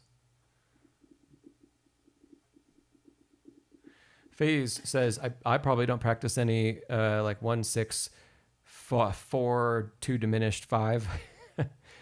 I could read those chords in most keys. I mean, off the Roman numerals I could. But I don't practice the progressions anymore. I used to know all my typical cadence patterns, you know. Oh, you're talking to Vienna. Vienna, you should do that. Yeah, do you know can you make your way around Roman numeral chords without them being printed on the paper? And do you have that's a nice understanding. Do you understand where the harmony goes, and can you make it sound pretty good?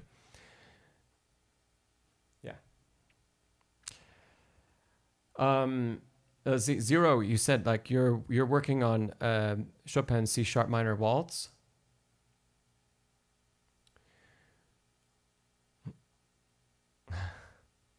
Zero, I think we've talked about it before, but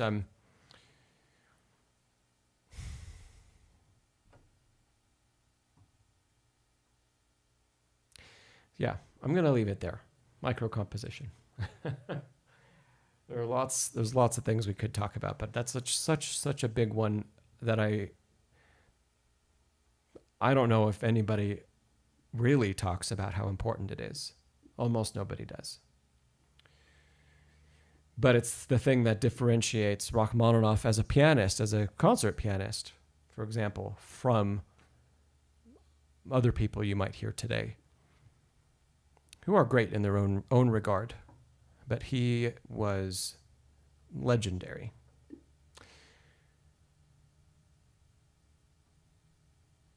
Okay. Good. Hadar improvs on C# minor. Cool key. What else? We've got about 10 more minutes today. What else can I answer for people? Zayde, you said you love taking 2 chords and improvising over them. That's great. That's so wonderful that you do that. Restless guitar. Let's see. I answered your question about fingering. Yeah, we have one or two more questions today, and we'll wrap up. But it was a great day. Otherwise, Vienna for you, but also for everybody here. Remember. I do sessions like these live in my membership group, Next Level Pianist Academy. We have 3 of them a month, among lots and lots of other things. You can always sign up. There's a link down below to check out the group description. You get all of my courses when you join the group, and we have like 8 to 10 Zoom meetings a month that you're free to attend any of them. You can check it out down below. It would be great to work on music and all the stuff. Any questions you have, we talk about so many different things in there. So, okay. So Vienna, you had a theory question. Antonio, you said listening to Rachmaninoff after your piece showed you there are still a couple details to polish. You know. It was good though, Antonio. It was quite good. Nancy says, so are we playing jazz when we improv? No. You're only playing jazz if you use the language of jazz when you improv. What's the language of jazz? Gosh, lots of upper extensions, lots of 7 chords, lots of upper extensions, and non-triadic harmony. But maybe more quartal harmony or quintal harmony. Like what Antonio played for us today used quintal harmony, which is building chords by 5th. In classical music, we always talk about the triad as being the fundamental chord. So if you're playing a G chord in classical music, it's that, and then we create variations from this. A quartal harmony for G7 would be like that. Quartal meaning in 4ths instead of in 3rds.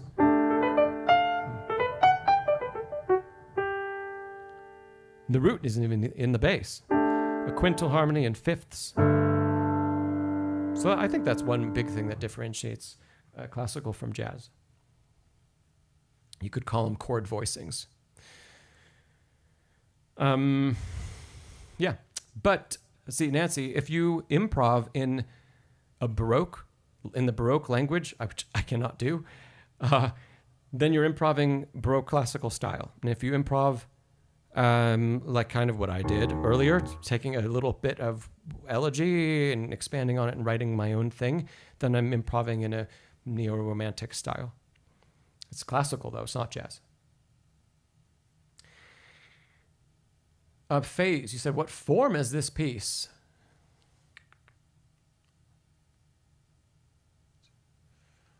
A, B, A, C. It's almost like a rondo. It's A, B, A, C. C is very long. And then A. And then a coda. But A returns often. So what did I say? A, B, A, C, A prime for the coda. Yeah, Vienna, not going to happen. I'm not going to improvise a fugue. Oh, Nancy, I totally understand. Yeah. Haydar, you say, what's my favorite key? That depends on the day, and it depends on what I'm writing. I like E flat minor a lot. I like B flat minor a lot. I like D flat major a lot. I like D major quite a bit. I like G flat major. Most of those keys are quite a ways around the circle of fifths. D major is the only one that's not. But all of the rest of them were. And well, they were relatives of each other. So I gave you the relatives with 5 flats and the relatives with 6 flats. I like the color of the keys, of those keys, quite a lot.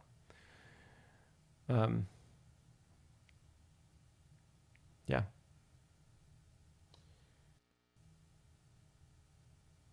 Let's see. Yozora, hello. You say you're a guitar player and you've always wanted to play the piano, but you haven't bought one yet. Do I think the similarities pivoting from guitar to piano is easy? Actually, I think the opposite. You're going to find the opposite happen. I think you're going to find that piano is... There are some things, because you've played an instrument already, that are going to come more naturally. You're already going to know kind of how to hear a line and how to work with chords, even though the language is slightly different in how chords are built on the 2 different instruments. At least we're still using the same series of pitches, right? But what I actually think you'll find is the more that you learn about the piano and the more you learn about how harmony is built and how we shape things here, the more it's going to influence your guitar playing. And I think your guitar playing is going to probably get noticeably better after you study more piano. I don't even know how good it is right now. It's been a common thing I've seen happen with lots of guitar players who start to play the piano. I also do play the guitar, and I play the bass guitar. I started them after I played the piano, and there are hard things about them for sure, but they're kind of a piece of cake compared to doing stuff here, because it's just really, really complicated. Unless you're playing classical guitar, I never did that. But if you're playing, like I played lots of blues influenced stuff and rock, and both chord stuff and lead rhythm and lead playing, and yeah, that learning that was made easier because of my work here. So I think you're going to pick it up faster in general, because you already are familiar with aspects of music. But I do think you'll find that the piano will continue to get harder and harder and harder and harder. And as you feel that, you're going to feel the guitar gets easier and easier. Vienna asked, what's my favorite Beethoven sonata? Oh, man. I don't know.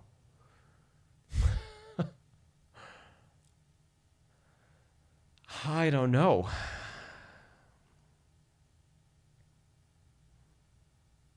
I'll say the Appassionata because that was the one that I studied the longest. But there are so many great ones and so many different ones. Yeah.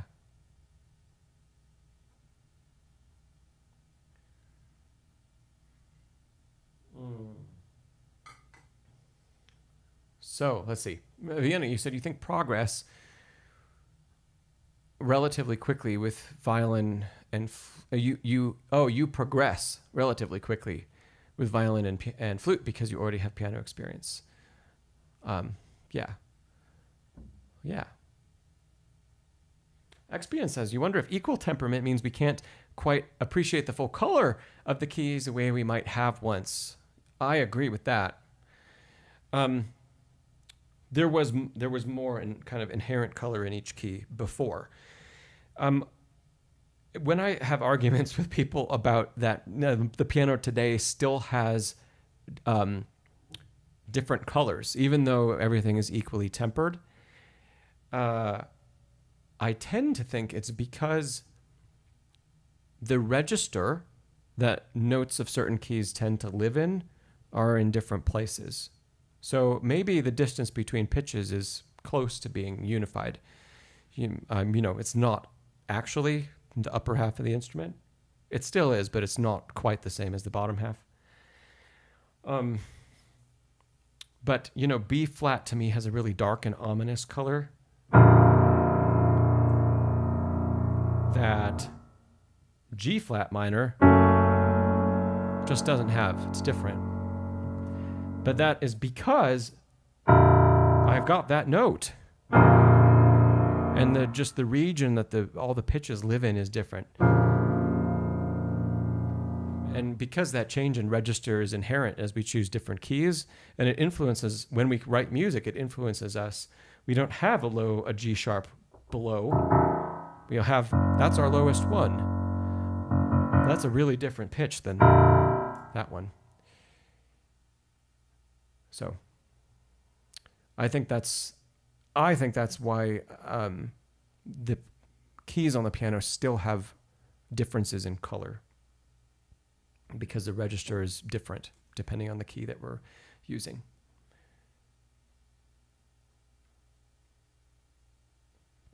Vienna, I am never going to answer Hammer Clavier Sonata for Beethoven. Amazing piece, but nope. Restless Guitar, you say, any actionable tips on how to work on legato, except listening and probably singing? Well, those are both great. Restless Guitar, sure. Kind of related to what we talked about with Vienna today.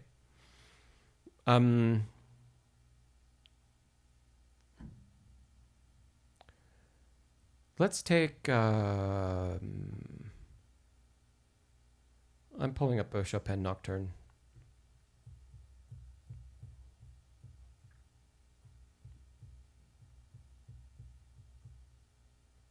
How about just the...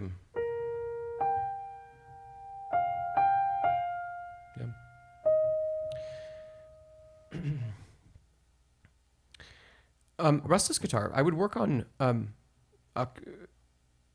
purposefully practicing, if we take this line as an example, but a lyrical line, purposefully practicing it in many, many different articulations, where the intention is to work on our legato, yes, but in order to really work on that, we also have to deeply experience what's not legato. So if we don't use the pedal right now, and we play everything disconnected, it sounds very mundane and quite bad. Right? But we can learn from that. So we learn what disconnection sounds like. Can we modify disconnection to be staccato? Can we modify staccato to be staccatissimo?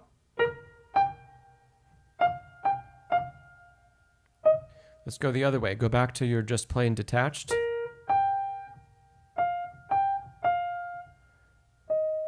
Can you make it almost legato, but not?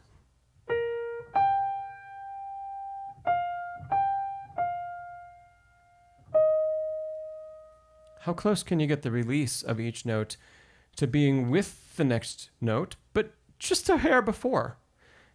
I think hopefully you're starting to see where we're going with all of this. Then can you play with just enough actual finger connection between the notes to make legato? That's the onset of each note happens exactly at the end of the previous pitch.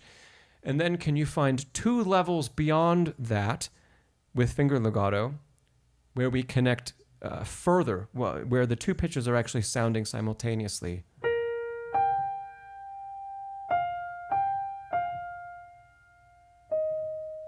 And then can we go even further than that?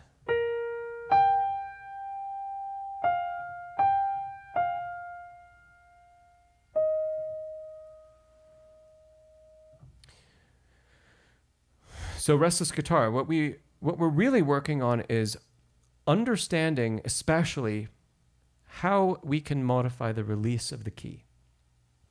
And that there are, how many ways did I just show you?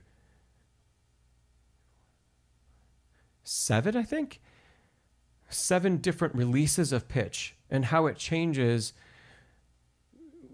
part of our perceived connection. Right? That's one layer of what legato is the connection. And we can do it with the hand and the fingers, especially in a phrase like that. It's all in one very close place, right? And work on, in a variety of pieces of yours, can you choose how much of each you'd like to show, right? But then, my favorite thing. Let's use the pedal and play the phrase as if you're playing it the way you want to, with the type of finger legato that you'd like.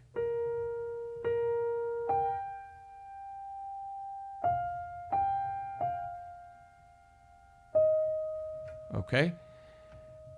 Now, how close can you come to replicating that playing with one finger?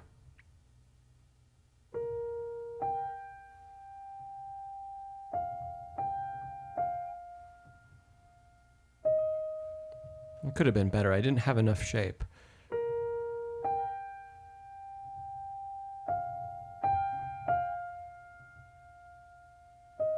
That was better. Thanks, Nancy. Hit the thumb, please. Because we've completely gotten rid of the finger connection to the sound, and we're relying on the pedal to show that so that there's no space. Now we can absolutely listen to the line and the dynamic across the line and the shape, and if there's any rubato and all of those things, and we're forced to make a great line with just one finger. Making a great line with one finger is a lot harder than making a great line when we have all 5, right? That's a lot easier than...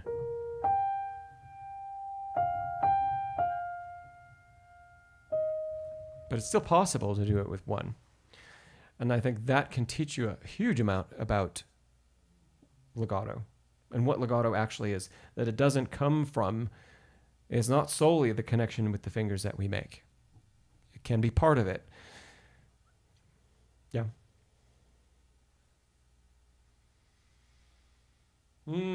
Zeta, you said, are there any digital piano concerts around, like today? Do you mean like YouTube streams of concerts? I don't know. If other people know, chime in. Okay. Great. Okay, we'll call it good today. Thanks everybody for being here. It's been wonderful. Thanks Antonio for sending in a recording of your new composition and playing it for us. It was great to hear. Great work. And thanks, Vienna, for a lovely performance of some Rachmaninoff and some great time working on it. Remember, you can always send in any of your own videos to these live streams. There are directions on how to do that down below in the description.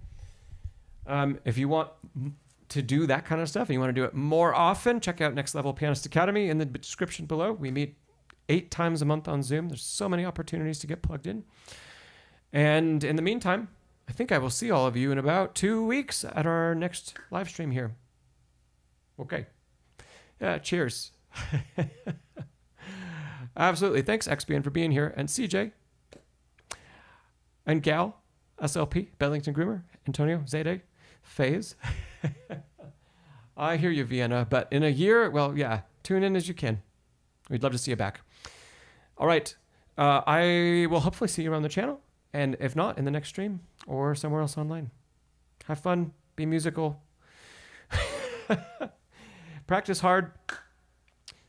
But remember, the music comes from here. Not from out there. And not from the page. The music comes from here. All right, everybody. See you when I see you. Take care. Bye-bye.